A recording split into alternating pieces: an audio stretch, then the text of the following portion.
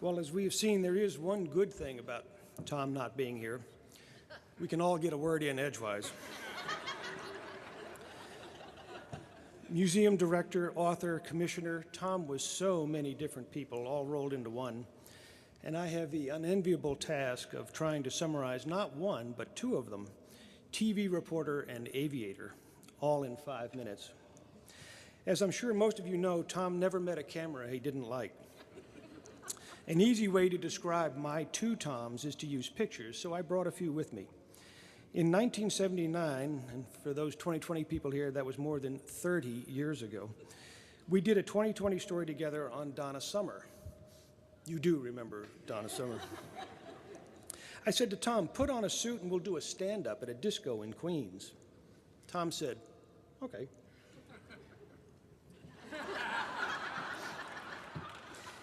He was so great. I cared about control a lot. Tom did not care about control. He trusted you to do a good job and just tell him what you wanted him to do. We did some really good pieces together. Donna Summer, bluegrass music, David Bowie. The best was a piece on Billy Joel. I'll never forget it. I was in the control room the night the piece ran, and after it aired, the phone rang, and the director picks it up and goes, yeah, okay. And he looks back at me and he says, that was Rune.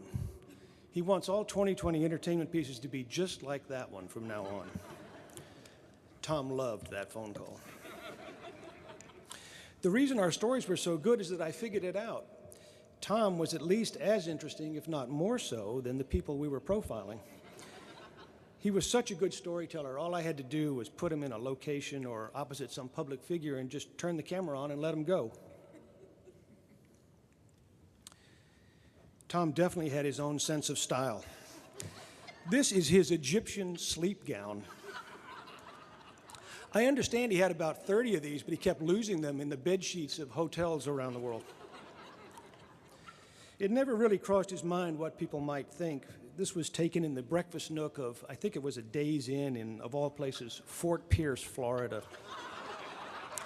I will explain that in a moment. It was many years after we both left 2020 that I got another chance to team up with Tom. By the time I got my pilot's license, Tom had, of course, about 6,000 hours of flying. He had the experience, I needed the hours, so every summer we would take a road trip in my plane. We flew to Maine one summer for lunch with Andrew Wyeth and Helga. Tom could be ridiculously frugal. When he booked the hotel for this trip, he told me he only got one room.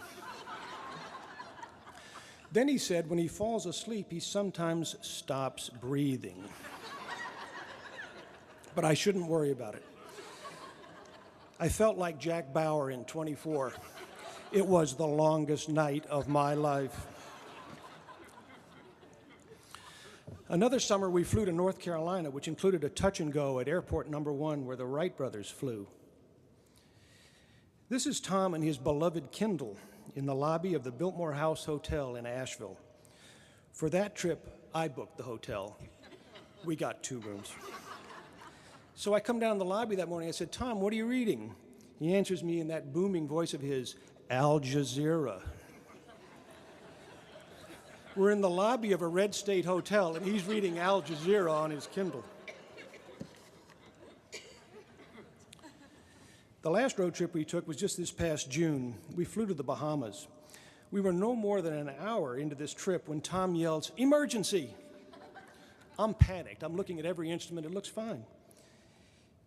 He says, we got to go back. I said, why? He said, I forgot my Kindle.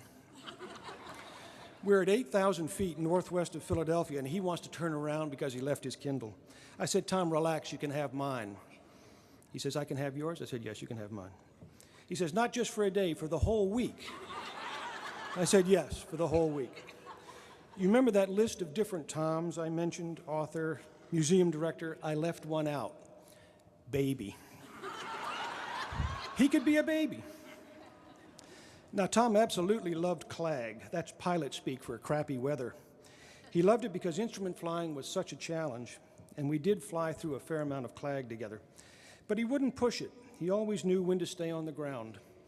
That's why we were spending the night in Fort Pierce. The weather was just too poor to continue. So in all these endeavors, what Tom was he was a great teacher. I didn't know it at the time, but at 2020, he was teaching me about storytelling. And I didn't realize it at first. I did later, but not at first. And when we were flying, he was teaching me about risk, teaching me about discipline.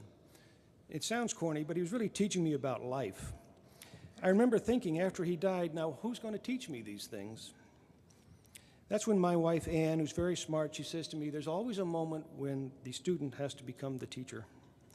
So ready or not, it's time for all of us to solo now. Time for us to take what we've learned from Tom and become good teachers. He prepared us well with his curiosity, his honesty, his wacky, offbeat sense of humor, and most of all with his intensity and his passion. It just goes to show that you don't really need coin to be rich in life. You just need to team up with someone like Tom Hoving.